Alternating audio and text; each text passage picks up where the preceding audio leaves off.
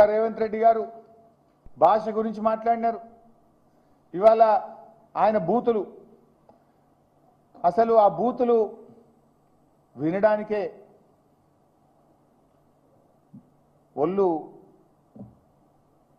జల్లరిస్తుంది. మీరు చూడండి ఆయన బూతులు. అసలు ఈ రాష్ట్రంలో నిన్నేదో పెద్ద నీతి మంత్రులు లెక్క మాట్లాడుతుండే. ఆయన ఏమని ఇట్లా మాట్లాడొచ్చునా, ఈ రకంగా మాట్లాడితే మంచిదేనా అని చెప్పి నిన్న మాట్లాడుతుండు. అసలు ఈ బూతులకు ఆద్యుడెవరు? నువ్వు కాదా రేవంత్ రెడ్డి గారు? అసలు నువ్వు మాట్లాడినటువంటి బూతులు నిన్న ముఖ్యమంత్రిగా నువ్వు బట్టలు ఇప్పదీసి రోడ్డు మీద కొడతాం అని జర్నలిస్టులను పట్టుకొని మాట్లాడుతావు, సంస్కారహీనంగా మాట్లాడుతావు. అసలు గతంలో రేవంత్ రెడ్డి గారు మాట్లాడిన భాష ఒక్కసారి చూసినాక నేను మాట్లాడతాను. ఆంజయ్ బాబు షార్ట్గా పెట్టు. ఈ సన్నాసి రండా అలాగే ఎర్ర గాల్చి పిర్రల మీద వాతలు పెడతాం. మీరు ఒక్కసారి చెప్పండి. నీ ముడ్డి మీద డ్రాయర్ కూడా ఉండదు. పీకడం మొదలు పెడితే బిడ్డ నడి బజార్లో ఉరి తీయాలన్నా, 100 మీటర్ల గోతి తీసి పాతి పెట్టాలన్నా, ఒక్కనొక్కని పండబెట్టి తొక్కి పేగులు తీసి మెడలేసుకొని ఊరేగుతాం బిడ్డ. లేబర్ కొడుకులు ఛానళ్ళు ఉన్నాయి కదా అని అడ్డగోలు చేస్తే చూసుకుంటూ ఊకుంటా అంటారు.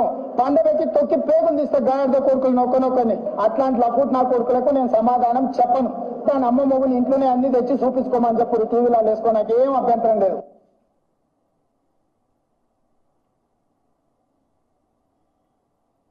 నెత్తి మీద కాలు పెట్టి తొక్కకపోతే గుండు కొట్టించుకుంటా అక్కనే నా కొడుకల్లారా రండి. అట్లనే తెలంగాణ ప్రజలు అడవి పందుల్ని అయ్యో అరే సన్నాసుడా కార్యకర్తలు వాళ్ళని పట్టుకొని యాప చెట్టు కట్టేసి లాగుల తొండలిచ్చి కొడతారని చెప్పి బోర్ల పక్కల పండబెట్టి తొక్కుతాం. వేముల వీరేశాన్ని నల్గొండ క్లాక్ టవర్ దగ్గర బట్టలు పదిసి పిర్రలు వాళ్ళ దగ్గర కొడితే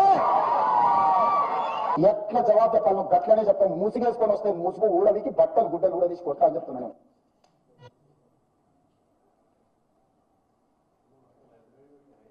ఇంకా చాలున్నాయి. ఇంకా మా వాళ్ళు మరి 5 నిమిషాలు తయారు చేస్తే వద్దులే ఆ బూతులుంటే ఇంక ఇప్పటికే పిల్లలు చెడిపోతున్న రాష్ట్రంలో 1 నిమిషానికి కుదించమని చెప్పిన. ఈ వ్యాఖ్యలు విని విని సమాజం చెడిపోతుంది, వద్దు 1 నిమిషం చాలని చెప్పిన.